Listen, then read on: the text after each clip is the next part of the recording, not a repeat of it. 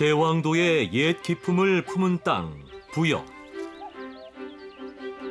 그 깊은 산골에 땅 기운이 올라옵니다. 이맘때면 수줍은 듯 손끝 펴지 못한 채 살며시 고개를 올린 고사리가 지천입니다. 여기 지금 밤나무산이잖아요. 아, 밤나무예요, 여기 나무가? 네, 밤나무인데 예. 여기 이제 우리가 이제 제초제 같은 거, 농약 같은 거 안 쓰고 예. 그냥 풀 갖고 깎아서 계속 그거 이렇게 쌓이면 거름이 되잖아요. 예. 그래서 그걸로 농사를 짓다 보니까 거기에 자연적으로 머이나 고사리나 뭐 산나물 같은 게 되게 많아요. 도시를 등지고 고향으로 돌아와 욕심 버리고 시작한 밤나무 농사.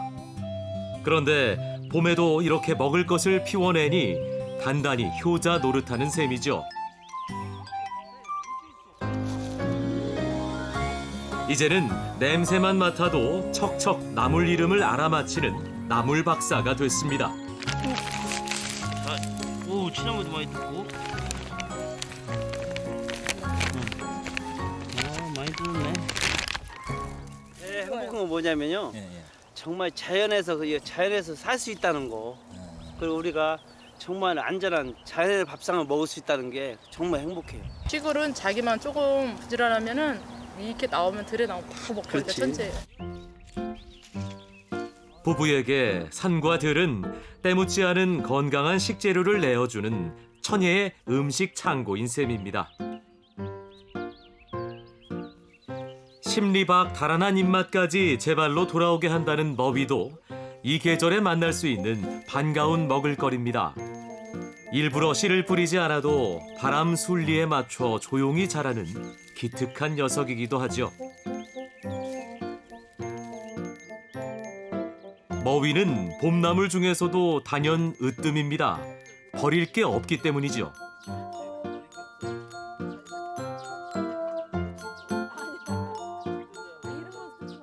이파리는 이건 억시거든요. 그냥 따서 버리고 얘는 이제 장아찌나 볶음, 머위도에 볶음을 해 먹을 수 있는 거고 이파리 어린 거는 이파리 어린 거는 이제 나물로 먹고 나물로 무쳐 먹고 쌈 싸 먹고.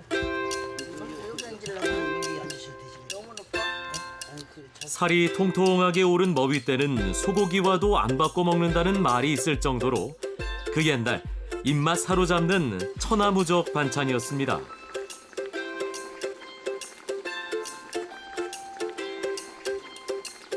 잘 삶아진 머위 때는 껍질을 벗겨야 부드러운 식감을 느낄 수 있는데요. 부른 날보다 고픈 날이 더 많았던 시절엔 그 껍질마저도 아까워 버리지 못했답니다.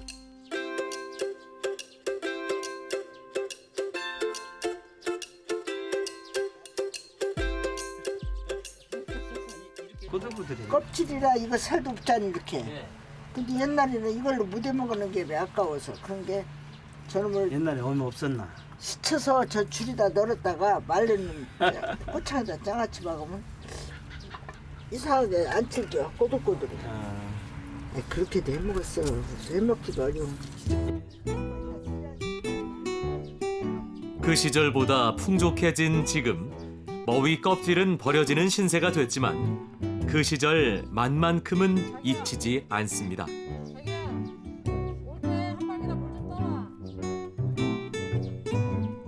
삶아서 껍질 벗긴 머위 때는 볶음으로 많이 해먹는다는데요. 왜냐하면 간단한 양념만 넣어도 혀를 놀라게 하는 맛을 충분히 낼 수 있기 때문입니다.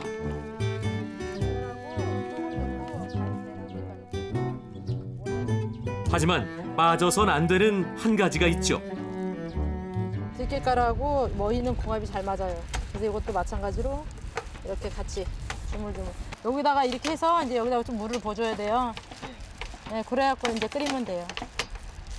그러면 식어도 맛있고 따뜻했을 때도 맛있어요. 그 달달하면서도 뜨거운 맛이 바글바글 잘 끓어갑니다.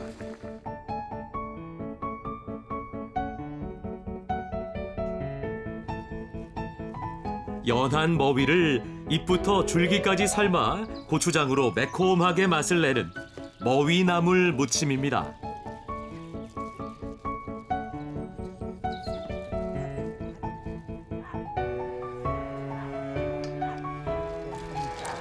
맛있다. 가난한 시절 밥을 부르는 눈치 없는 반찬이 이 머위나물 무침이었답니다. 말리지 않은 햇고사리도 짭조름한 조기와 만나 오늘 밥상에서 큰 활약을 할 건데요. 고사리하고 저거도 양념해서 치면 맛있지 뭐. 고사리랑 예. 고사리랑 생선이 잘 맞나 보네. 비린내가 덜 나지. 이렇게 지져갖고 네. 머위 이파리 있잖아요. 쌈 거기다가 싸운 거 진짜 맛있어요. 그런 이렇게 있어요. 네. 궁합이 진짜 잘 맞아요. 수확한 고사리를 삶은 다음 하루 정도 찬물에 담가 쓴맛을 우려냅니다. 그 위에 조기를 올린 후 양념장을 얹어주는데요. 간장과 함께 여기에도 고추장이 기본 양념으로 들어갑니다. 한국 음식의 맛을 내는 건 간장, 고추장, 그리고 마늘이죠. 이렇게 양념을 하면 칼칼한 맛이 조기에 잘 스며든답니다. 저도 어렸을 때도 저희 엄마도 된장이 집에 그렇다고 된장이 없는 게 아닌데 고추장에 많이 해주셨어요. 그러니까 그게 자연스럽게 그냥 그 옛날에 보면은 엄마가 해먹던 방식이 있잖아요. 해드시던 방식, 저희 해주시던 거. 그 입맛이 있으니까 저희도 그걸 쫓아가는 것 같아요.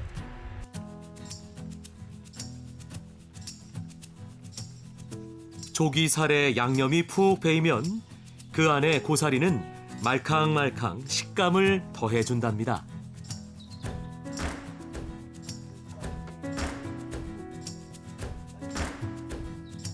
어린 머윈잎에 싸먹는 고사리 조기조림. 짭조름한 맛이 향긋한 쌈과 어울려 봄이 입안에 가득 찹니다. 자, 하나 드셔보세요. 아, 이거 참. 오, 맛있어. 먹어봐요. 맛있나? 맛있지? 이제 형님다. 아, 고맙게 잘 아.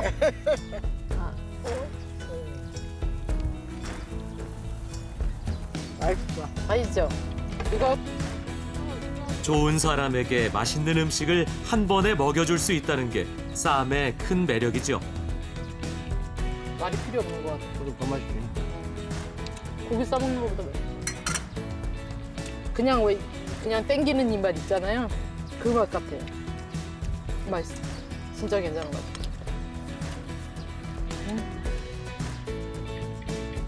이 봄 다시 찾아온 향기로운 맛이 한 상에 모두 모여 있습니다.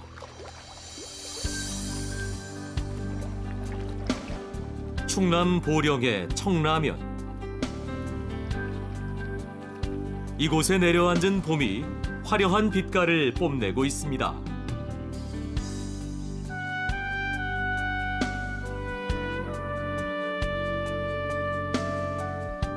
그새 새순들도 어느새 부쩍 자랐습니다. 그런데 아직도 아궁이 앞을 지키고 계신 분이 있네요.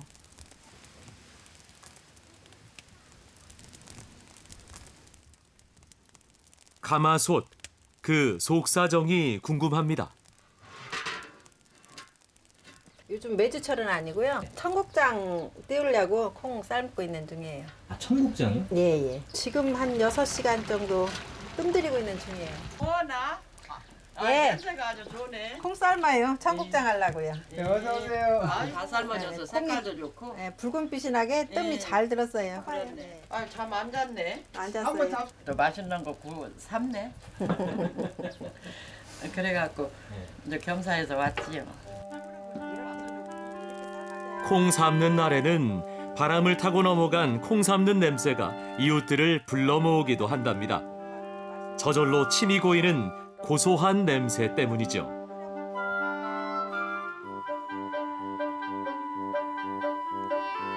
이게 이불도 한 30년 된 건데요. 올해도 옛날 시고모님이 사주신 건데 청국장이 잘 떴나 한번 보고요. 이렇게 잘 떴네요. 3일 전에 띄워놓은 청국장에 유익한 균들이 자리를 잘 잡고 앉았습니다. 만드는 방법이 현대화되면서 예전에 먹던 맛이 그리워질 때가 있죠. 나무 절구통에 찌은 청국장은 그때면 입안을 향기롭게 해준답니다. 모르는 사람은 이 냄새가 싫다고 하는데 조금 드셔보셔. 이게 이게 제 맛이거든. 이건 이 맛으로 먹으니까 냄새도 씹을수록 그렇고. 고소하죠? 해마다 이맘때가 되면 콩을 삶고 청국장을 띄우는데 이 시기에 해먹어야 제맛을 느낄 수 있는 음식이 있기 때문입니다. 살짝 힌트를 드린다면 묵은 것들의 만남 정도가 되겠네요. 시큼하게 익은 무김치도 필수 재료 중 하나입니다. 아주 새콤하게 맛있게 잘 익었네. 어떤 음식일까요? 점장이라고 하는데요. 글쎄 내 생각에는 그게 뭐 집장이나 뭐 무슨 여러 가지 담북장 뭐 이런 여러 가지가 있는데 그 어른들 옛날 어른들 그 사투리로 그냥 집장 뭐 이런 말이 이렇게 전해져서 점장이 아닐까 무슨 특별한 의미를 저는 모르긴 하는데 시큼한 무김치와 삭힌 고추를 잘게 썰어서 청국장과 함께 섞습니다.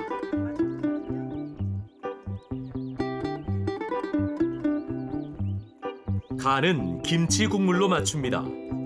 띄운 콩은 간이 없잖아요. 이제 깍두기나 고추에서도 간이 나오지만 전체적인 간을 이제 저 국물로 해서 다른 건 양념인 다른 뭐 조미료나 양념이나 소금이나 안 쓰고 순전히 이걸로만 간을 해서 이렇게 해서 먹는 거예요.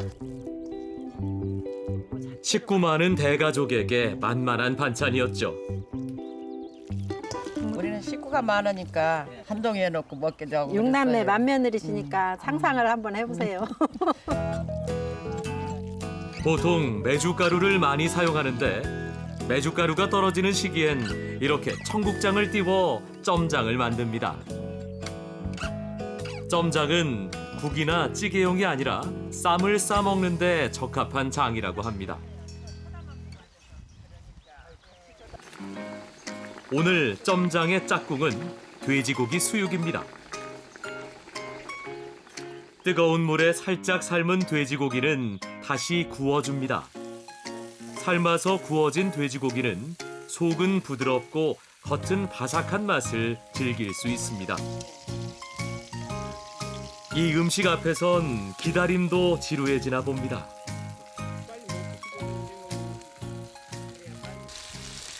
해줘야 먹으니까 눈치만 봐요. 어떤 때는 아이고 저 기운 없다. 와나 뭐 나 오늘 고기 좀 먹어야 될 것 같다. 뭐.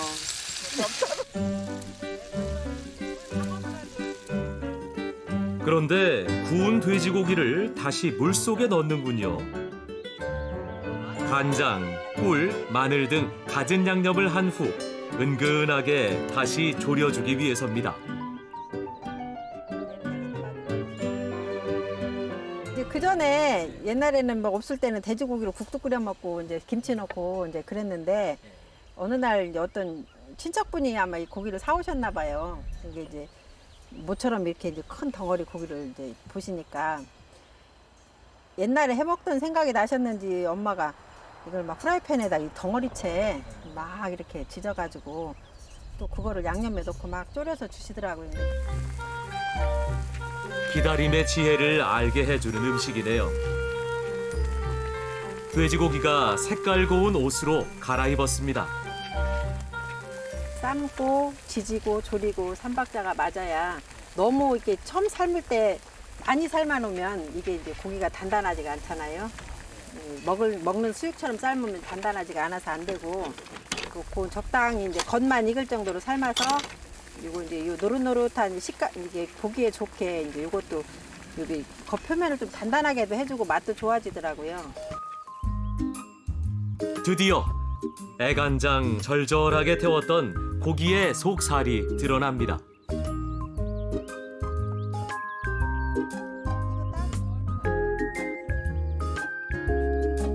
밭에서는 옮겨 심었던 방풍나물이 크게 자랐습니다. 방풍나물은 특유의 쌉쌀한 맛 때문에 쌈으로 잘 어울리죠.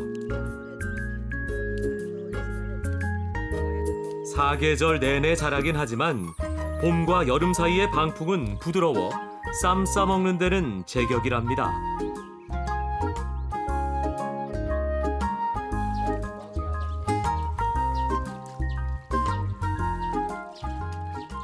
시골은 반찬 이런 거잖아요.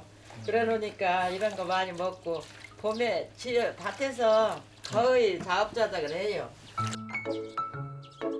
든든한 봄 선물이죠.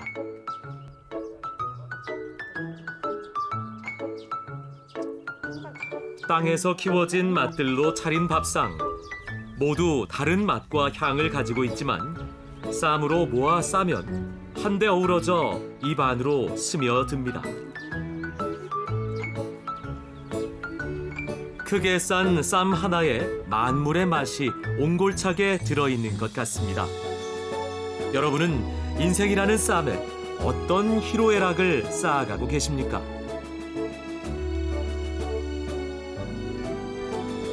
때로는 쓰고, 때로는 달고, 때로는 향기로운 인생의 맛. 진짜 최고의 쌈은 바로 우리의 삶이 아닐까요?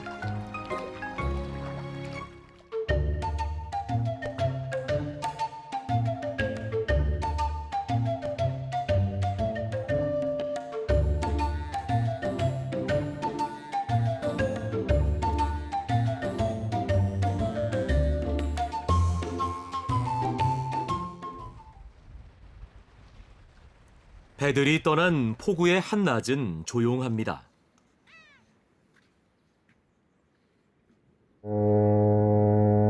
드디어 조업을 마친 첫 배가 도착했습니다. 배에 가득 담긴 건 주꾸미. 낙지 사촌쯤으로 여기며 만년 조연일 줄만 알았던 주꾸미가 언젠가부터 봄철 해산물의 대표 선수로 떠올랐습니다.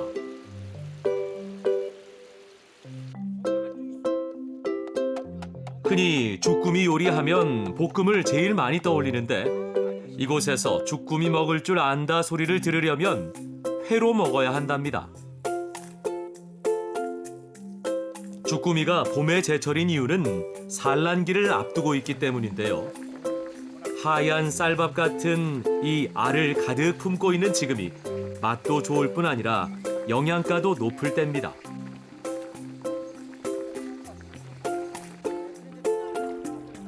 통통하게 살이 오른 주꾸미를 보니 봄바다의 대표 선수답습니다.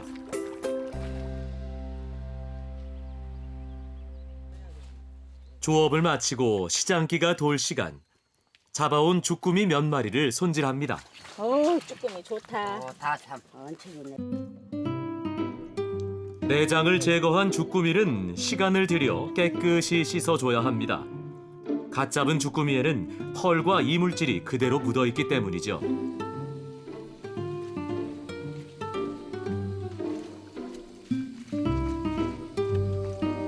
이게 빡빡 문데 여기 때가 다 벗겨지지. 다리에. 뻘이 들었으니까 이렇게 해야만 이게 딱 쏙 빠진다고. 어린 시절 먹던 주꾸미의 기억은 뜨끈한 국물 맛으로 남아있습니다. 넉넉하지 않았던 시절 주꾸미 달랑 2-3마리 넣고 10식구 먹을 주꾸미 국을 끓였습니다. 다 골고루 먹어야 되니까 이렇게만 넣어도 쭈꾸미 국이잖아 일단은. 그렇게 10식구도 먹을 수가 있는 거예요. 주꾸미에 무와 파를 썰어 넣고 한 소끔 끓여냅니다. 주꾸미 육수의 담백한 맛과 무의 시원한 맛이 느껴지도록 양념은 특별히 하지 않는답니다.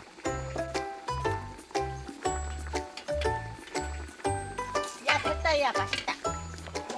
안 신 거요? 안 신 거예요.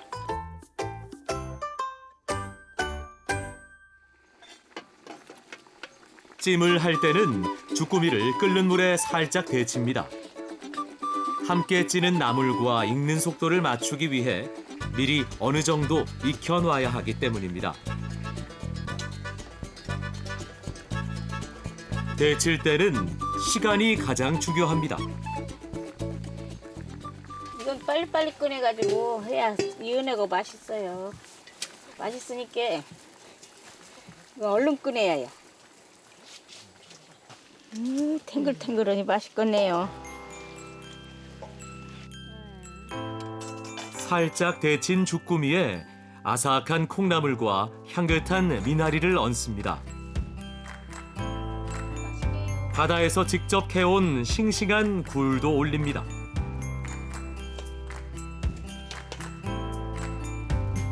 갖은 재료가 들어간 양념을 넣고 한껏 버무려 푹 끓여내면 매콤한 주꾸미 굴찜이 완성됩니다.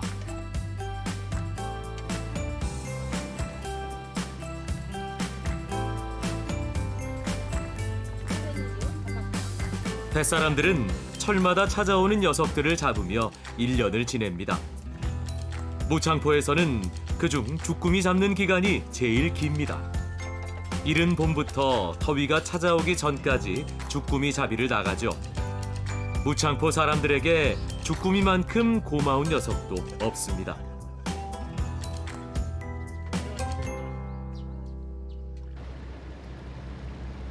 아직 어둠이 내려앉은 새벽, 오천항을 깨우는 건 키조개 어선입니다.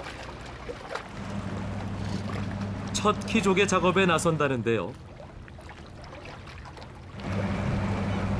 2시간쯤 힘차게 내달린 배가 바다 한가운데 닻을 내립니다.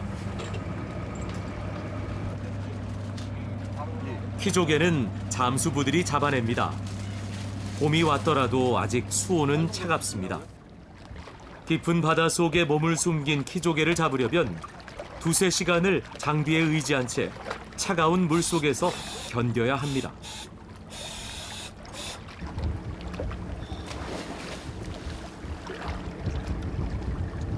잠수부가 바다로 뛰어들자 갑판 위는 바빠집니다. 잠수부가 물속에서 키조개를 캘 때 배 위의 선원 역할이 중요하기 때문입니다.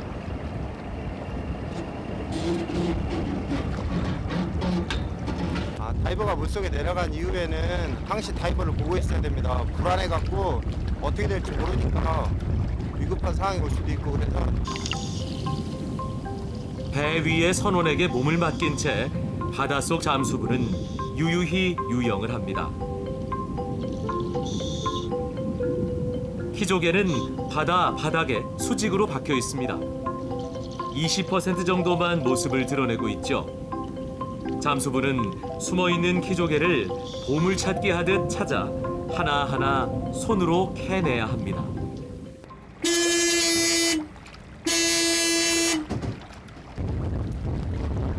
들어간 지 30분쯤 지나자 잠잠했던 바닷속에서 신호가 왔습니다. 어망이 다 찼으니 올려달라는 신호입니다.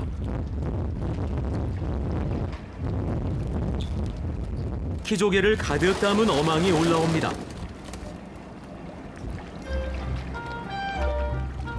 길이가 30cm에 달하는 키조개는 연안에서 자라는 조개 중 가장 큽니다. 그 크기만큼 키조개는 껍데기를 닫는 근육인 폐주, 즉 관자가 여느 조개와 달리 큼직합니다. 그 맛도 일품이죠. 예전엔 키조개를 대부분 남해안에서 잡았기 때문에 키조개 하면 떠오르는 지역도 대부분 전라남도입니다. 하지만 1970년대 들어서면서 보령에도 키조개가 많이 산다는 사실이 알려졌고 오천항은 키조개 생산지로 유명해졌습니다. 지금도 전국 키조개 생산량의 60%는 오천항이 차지하고 있죠.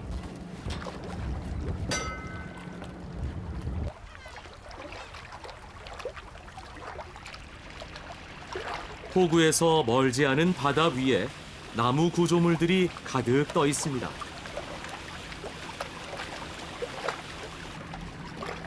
잡아온 키조개를 넣어두는 키조개 저장소라는데요. 바닷속이라 신선도가 유지되기 때문에 그저 담가두기만 해도 길게는 2개월 정도까지 키조개가 살 수 있다고 합니다.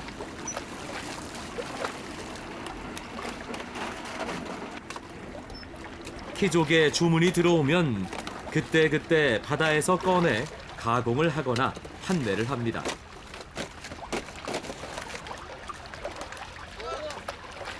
이게 전국 각지로 가죠. 여러 안 가는 데가 없습니다. 이거 선별 작업을 해가지고 나쁜 거, 안 좋은 거는 골라내놓고 좋은 것만 가려서 좋은 데로 옮긴다 아닙니까? 키조개가 도착하면 무태서 대기하던 아주머니들의 손이 바빠집니다. 숟가락처럼 생긴 이 도구를 들고 하얀 속살만 발라내죠. 칼로 했지 옛날에는. 칼로. 큰 칼로 했는데 이걸로는 힘이 덜 들어가요. 이런 데 묻지도 않고 싹싹 도려내잖아요. 떼어낸 알맹이는 내장을 제거한 채 부위별로 모으는데요. 꼭지라 불리는 팔, 폐주, 그리고 외투막을 분리합니다.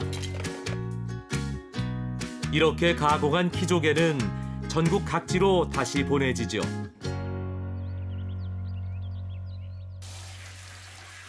키조개의 폐주는 싱싱할 때 회로 썰어 먹습니다. 보통 무태서는 키조개를 양념해 구이로 먹지만 익히지 않고 날것으로 먹을 때 폐주 특유의 감칠맛을 제대로 느낄 수 있답니다. 탱탱해요. 이게 살이 탱탱해가지고 이렇게 만져보시면은 아마 아실 건데 되게 탱탱해요. 살아있는 거. 지금 이게 살아있는 상태거든요. 키조개가 이렇게 씹히는 맛도 이렇게 조개살인데도 되게 아삭아삭하다는 느낌이 들 거예요.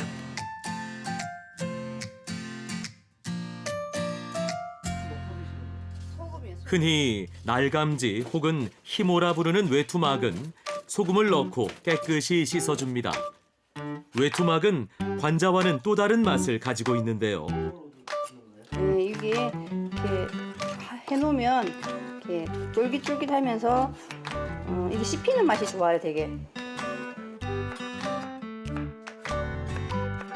부드럽게 씹히는 맛이 관자의 매력이라고 한다면 외투막은 쫄깃한 맛이 일품이죠. 회무침이나 볶음을 할 때 외투막과 관자를 함께 넣으면 맛을 더욱 풍부하게 만들어줍니다.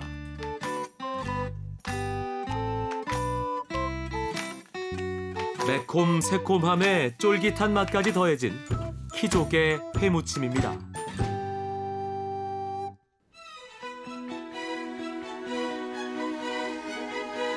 해물전 중에서 으뜸으로 치는 것이 키조개전입니다. 얇게 저민 관자에 달걀 반죽을 입힌 다음 약한 불에서 그윽하게 구워내는데 살살 녹는 부드러움이 씹을 필요가 없을 정도랍니다. 쫄깃한 맛의 외투막도 전으로 부치면 색다른 맛을 내죠.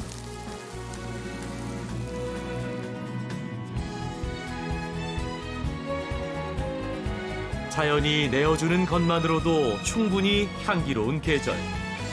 바다가 내어준 넓고 깊은 맛이 여기에 있습니다.